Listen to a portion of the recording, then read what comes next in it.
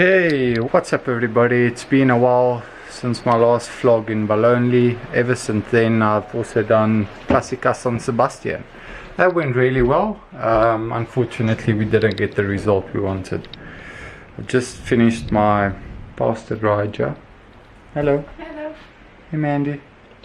It's a cool clock above your head. I'll show you a tour of the house later on.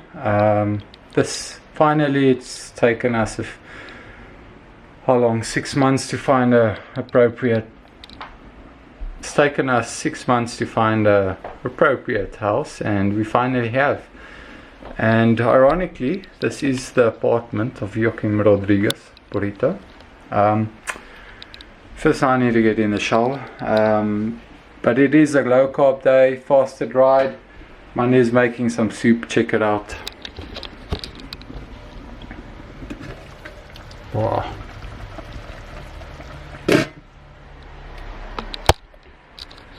If you're asking why soup, soup really makes you quite full. It's got a lot of nutrients in as well, and it takes the hunger away a little bit. Mandy? A little bit. And Just a little. And it's healthy. But I really just want some McDonald's. I really can't wait. I'm going to speak about cleat position, seeing as well as in the time trial bike now. You can have two pairs of shoes, one for the time trial bike and one for the road bike. You don't have to use the same pair. It's just something I'll discuss later on. Okay, so before I get to the shoe section, let me quickly show you how it looks upstairs. This is where we and myself and Mandy come for a bit of alone time and just to stretch a little bit.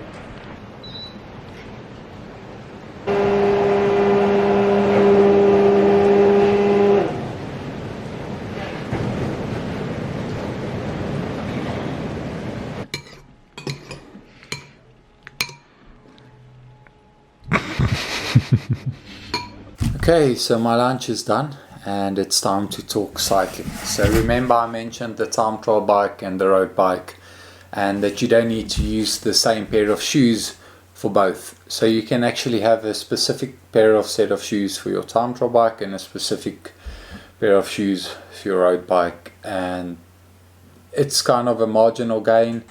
But I know people don't always like hearing that term nowadays. So I'm just going to show you. Got two pairs of shoes here from Sidi. As you can see, these are the summer shoes. They've got a lot of holes, so the breathing for your foot is much better. There's my name inside with a certain code that Sidi obviously keep at the factory, so in the future if I crash or lose my shoes, they know exactly what size shoe with my exact footprint to send me. Okay, so I'm just going to show you a few things here.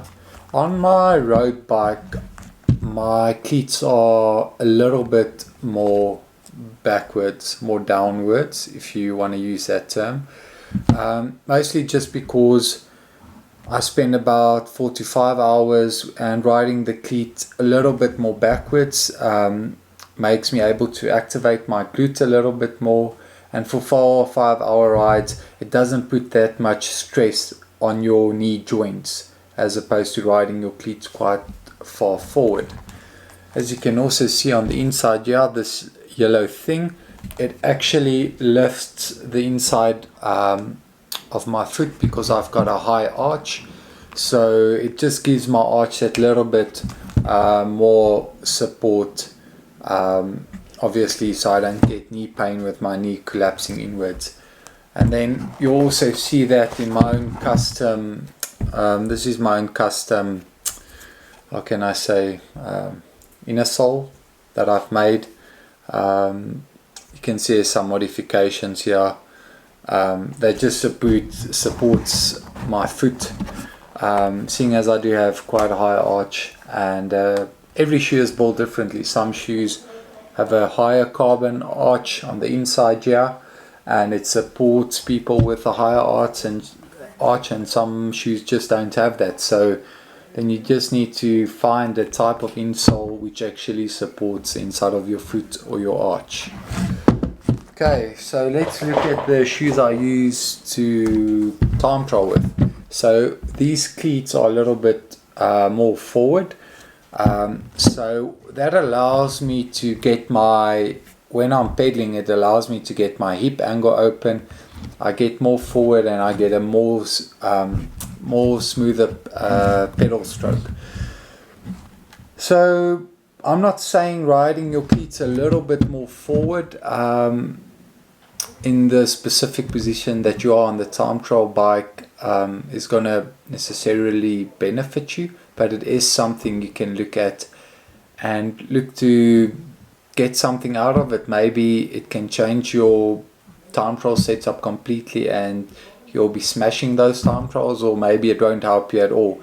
I just wanted to share this with you guys and give you my thoughts on it. Personally, for me, it does work.